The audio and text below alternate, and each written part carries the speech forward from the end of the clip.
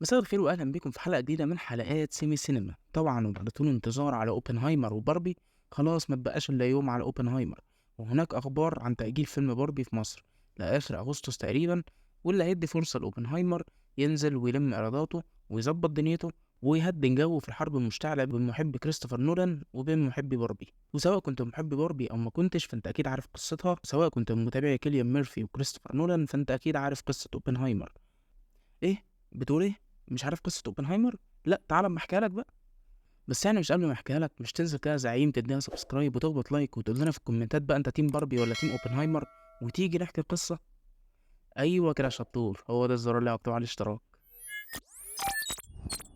جوليوس روبرت اوبنهايمر عالم فيزياء امريكي شاطر جدا، وشطارته دي كانت السبب في استدعائه وقت الحرب العالمية التانية لمشروع مانهاتن اللي ما كانش في مانهاتن اصلا، وبقى مسؤول عن مشروع تطوير وانشاء القنبلة النووية. طبعا مش محتاج اقول لك انه خد لقب ابو القنبلة الذرية لانه اخترعها فعلا. حياته العلمية والدراسية كانت مثمرة جدا لدرجة انه درس في جامعات زي هارفارد وكامبريدج وكاليفورنيا ومعهد كاليفورنيا للتكنولوجيا، لدرجة انه يقال انه كان من العلماء المساعدين اللي شغالين مع اينشتاين، وكانوا صحاب جدا، وتفوقه العلمي ده كان له نتائج لأبحاث ونظريات كتير في الفيزياء، لدرجة إنه في نظريات وعمليات فيزيائية كتير باسمه. ولكن اللي خد الصيت كله طبعا هو مشروع القنبلة النووية. الموضوع بدأ بإنهم بس عايزين يسبقوا الألمان النازيين في صناعة سلاح يقدروا يواجهوا بيهم في الحرب، وساعتها جندوه في بداية الحرب دي. وفي 1943 بقى مدير مختبر لوس ألاموس، وده المكان اللي كان مسؤول عن تجارب مشروع مانهاتن. وفي 1945 ودي هتكون نهاية الحرب وإعلان أمريكا سيطرتها ونفوذها بعد غزو ألمانيا، وبحضور اوبنهايمر بتتم أول تجربة للقنبلة النووية في اختبار في مكان ما في الصحراء، وسموه اختبار ترينيتي. وبعد نجاح الاختبار ده بترمي أمريكا قنبلتين نوويتين على اليابان اللي كانت أحد أطراف الحرب، وهم طبعا على هيروشيما وناجازاكي، وده اللي أدى لاستسلام اليابان في أواخر 1945. طبعا كان نجاح كبير لمشروع اوبنهايمر، ولكنه في نفس الوقت كان مأساة ونقطة تحول في حياته، لأنه شاف إنه إزاي البشر هيستخدموا السلاح ده في تدمير العالم.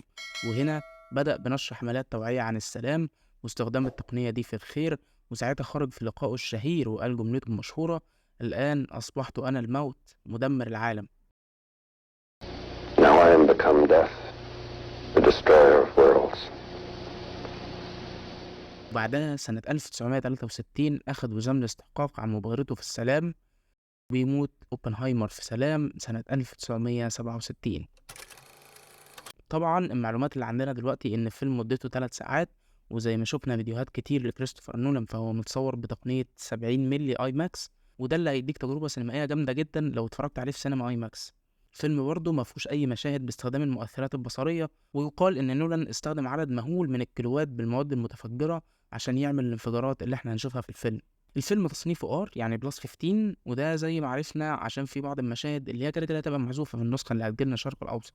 الفيلم مشارك فيه نخبة من الممثلين زي طبعا كيليان ميرفي اللي قايم بدور اوبنهايمر نفسه، وروبرت داوني جونيور وفلورنس بيو وإيميلي بلانت ومات ديمون وجاري أولدمان.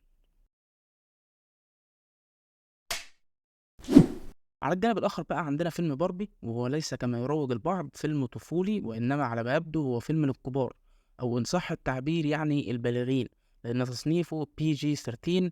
وهو لغاية دلوقتي المعلومات اللي عندنا من التريلر إن شخصية باربي اللي عايشة مع كين في عالم خيالي كله ألوان وفقاقيع بتحصل لها مشكلة ما في يوم ما بتعطر سير حياتها المعتادة، وبتمر بعدها بأزمة وجودية وبتشكك في العالم اللي هي عايشة فيه، وده اللي بيديلها الفرصة تطلع تستكشف العالم الحقيقي. هو الفيلم يبدو طفولي بناتي، ولكن القصة بتقول غير كده. الفيلم طبعا هنشوف فيه مارجوت روبي وراين جوزلينج وويل فيرل. في النهاية يعني سواء كنت من تيم اوبنهايمر او تيم باربي فتأكد انك هتتفرج على حاجة جامدة، وبرضه اتأكد انك عامل اشتراك في القناة ولايك كده ودلعنا بقى.